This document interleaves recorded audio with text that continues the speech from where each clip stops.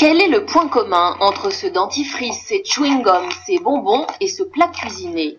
Eh bien, ils contiennent tous un ingrédient mystère, le E171, des nanoparticules de dioxyde de titane pour les initiés, un additif chimique au pouvoir blanchissant. On en trouve donc dans tous les produits qui sont majoritairement blancs, par exemple le dentifrice, et dans de nombreuses friandises pour les enfants pour que la couleur qu'on donne aux bonbons puisse tenir. Donc c'est un problème parce que les nanomatériaux sont très petits, plus petits que les globules rouges du sang.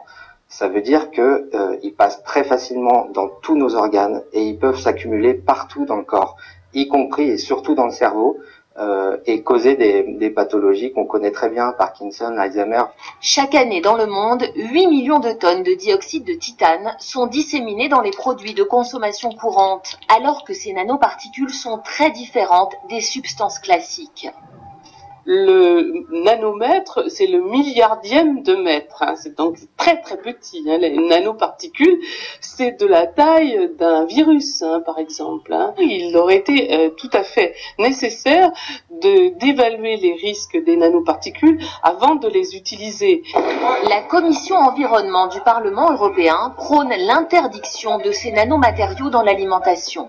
C'est criminel de mettre sur le marché, à la fois dans l'alimentation, à la fois dans les textiles, à la fois dans les produits de sport, à la fois dans les cosmétiques, des nanos, sachant que ça peut entraîner des problèmes sanitaires peut-être aussi importants que ce qu'on a vécu sur l'amiante. À la conférence environnementale à Paris, les associations demandent un étiquetage obligatoire des produits qui contiennent des nanoparticules pour que le consommateur ait le choix.